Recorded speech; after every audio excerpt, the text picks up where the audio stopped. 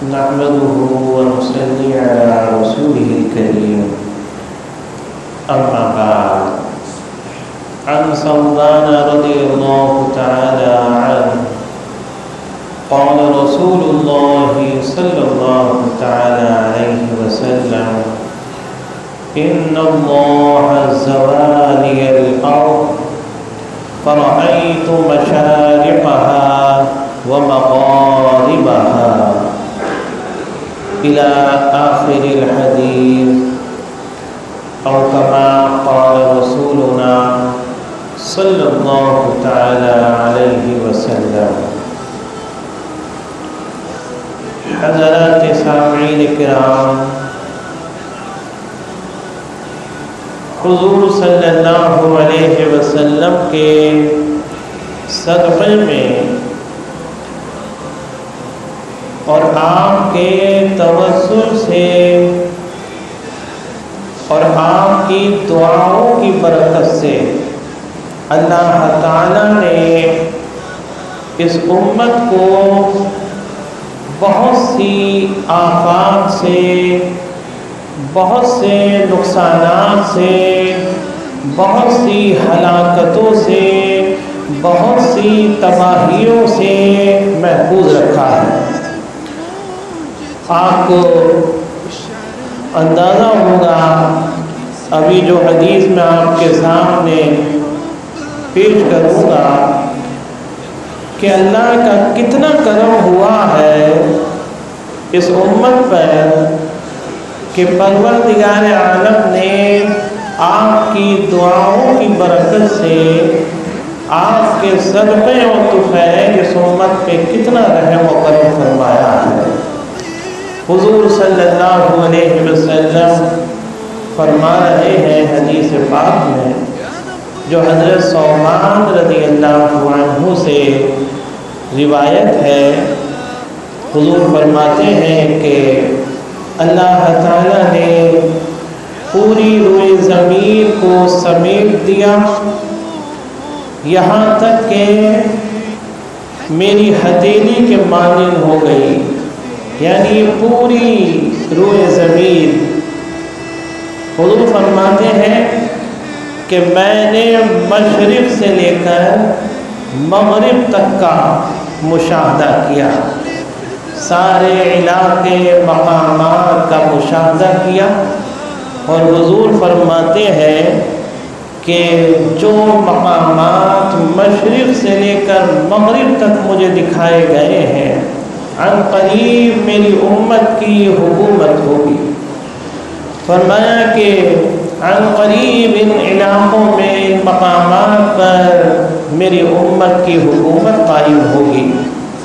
اس کے بعد فرماتے ہیں کہ اللہ تعالیٰ نے مجھے دو خزانے عطا فرمائے، ایک سرخ رنگ کا خزانہ عطا فرمایا اور ایک سفید رنگ کا خزانہ عطا فرمایا۔ اور اس کے بعد حضور صلی اللہ علیہ وسلم آگے فرماتے ہیں کہ میں نے اپنے پروردگار عالم سے یہ التجا کی کہ اے پروردگار عالم، کبھی ایسا نہ ہو کہ کوئی عام قحط پڑے اور میری پوری امت اس میں ہلاک ہو جائے۔ ایسا قحط کہ لوگوں کو غذا نہ ملے، کھانے کے لیے نہ ملے، بھوکے رہ جائیں، اور وہ بھوک ہی میں، اس قحط میں پورے مسلمان، پوری امت ہلاک اور تباہ و برباد ہو جائے۔ اللہ تعالیٰ کے دربار میں ایک اور التجا کری کہ اے اللہ، ان پر کوئی ایسا دشمن غیر مسلم مسلط نہ کرنا کہ جو ان کو پوری صفحہ ہستی سے پوری امت کو ہلاک و برباد کر دے۔ اللہ تبارک و تعالیٰ کے دربار میں یہ التجا کری حضور نے، تو اللہ تعالیٰ نے فرمایا کہ اے محمد صلی اللہ علیہ وسلم، ہم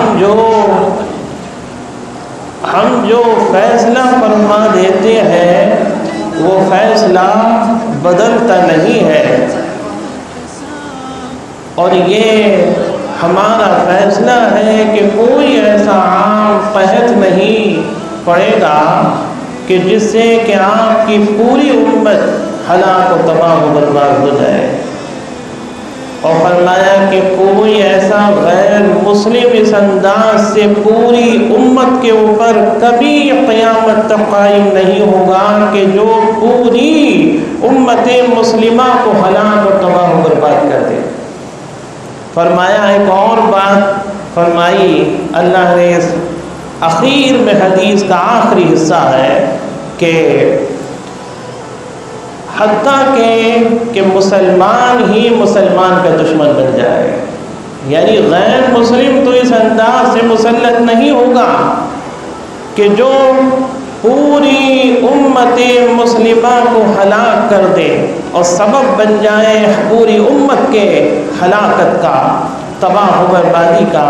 لیکن مولا نے فرمایا کہ ایسا ضرور ہوگا کہ مسلمان ہی مسلمان کا دشمن بن جائے، دست تو گریباں ہو جائے۔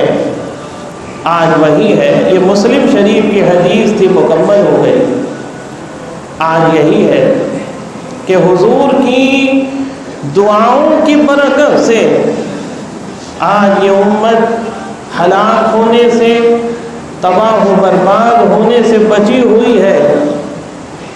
اگر حضور کی دعائیں نہ ہوتی تو حال تو یہی ہے، ہمارے اعمال کو دیکھتے ہوئے، امت کے حالات کو دیکھتے ہوئے، مسلمانوں کے اخلاق کو دیکھتے ہوئے، مسلمانوں کے یہ اعمال فاسدہ کو دیکھتے ہوئے، یہ دنیاوی محبت کے غلبے کو دیکھتے ہوئے، یہود و نصارہ کی مشابہت کرتے ہوئے، دیکھتے ہوئے کہ یہ امت کبھی کی ہلاک ہو جاتی، یہ امت کبھی کی ہلاک ہو جاتی۔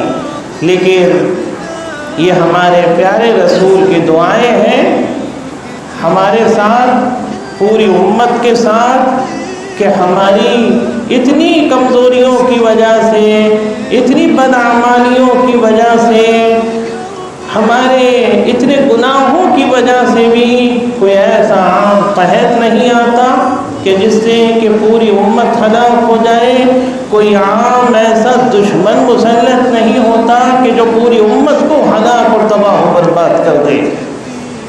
لیکن آج افسوس ہے کہ مسلمان ہی مسلمان کے دشمن ہیں۔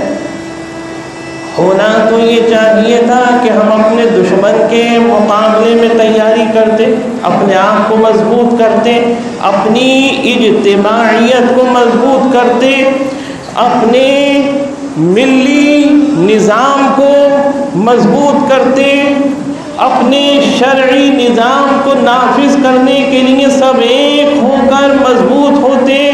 لیکن افسوس ہے کہ ان تمام چیزوں کو بھول کر یہ امت مسلمہ صرف آپس میں ہی دست و گریباں ہے اور ایک دوسرے کی دشمن ہے، ایک دوسرے کو نقصان پہنچانے کے لیے آمادہ ہے، اور اس امید میں رہتے ہیں کہ کوئی موقع ملے تو ہم اپنے مسلمان بھائی کی ذلت کریں، اسے ذلیل کریں، اس سے بد اخلاقی سے پیش آئیں، اس کو مالی نقصان پہنچائیں، اسے جانی نقصان پہنچائیں، اس کو ذہنی نقصان پہنچائیں، اور جس طرح بھی ممکن ہو اپنے مسلمان بھائی کو تباہ و برباد کرنے کی کوشش کریں۔ آج مسلمان اسی عمل کے اندر مبتلا ہے، چاہے وہ ہماری خواتین ہوں اور چاہے وہ ہمارے مسلمان مرد ہوں، ان سب کا یہی حال ہے۔ اگر ایک مسلمان خوش ہے، اس کے چہرے پر خوشحالی نظر آ رہی ہے، تو دوسرے مسلمان کو خوش ہونا چاہیے۔ اگر ایک مسلمان پریشان ہے اور اس کے چہرے پر اداسی نظر آ رہی ہے، تو دوسرے مسلمان کو اس کو دیکھ کر تکلیف محسوس ہونا چاہیے۔ وہ یہ سمجھے کہ یہ پریشان نہیں ہے، یہ اداس نہیں ہے بلکہ میں اداس ہوں۔ لیکن آج افسوس یہ ہے، اس کا الٹا ہے، عکس ہے کہ آج مسلمان خوش ہے تو دوسرا مسلمان بھائی اس کو دیکھ کر اس کوشش میں ہے کہ یہ خوش کیوں ہے، اس کی جیب کے اندر چند پیسے کیوں ہیں، یہ خوشحالی کے ساتھ کیوں نظر آ رہا ہے، اس کی زندگی کیوں گزر رہی ہے۔ اور اگر وہ پریشان ہے تو امداد بھی کوئی نہیں کرے گا، یہ بھی نظام بن چکا ہے۔ اگر وہ پریشان ہے تو اس کی پریشانی کے قصیدے پڑھے جاتے ہیں مجلسوں کے اندر، لیکن کوئی امداد نہیں کرتا۔ آج افسوس اس بات کا ہے، اور اس کو اللہ کے رسول صلی اللہ علیہ وسلم نے پہلے ہی منع فرما دیا کہ اپنی پریشانی کسی کے سامنے بیان مت کرنا سوائے اللہ کے، کیونکہ لوگ سنیں گے اور پھر اپنی مجلسوں میں ہنس ہنس کر اسے اڑائیں گے۔ آپ کے واقعات کو اپنی مجلسوں میں، آپ کی کمزوریوں کو اپنی مجلسوں میں بیان کریں گے، اور ہنس ہنس کر بیان کریں گے، خوش ہو کر بیان کریں گے۔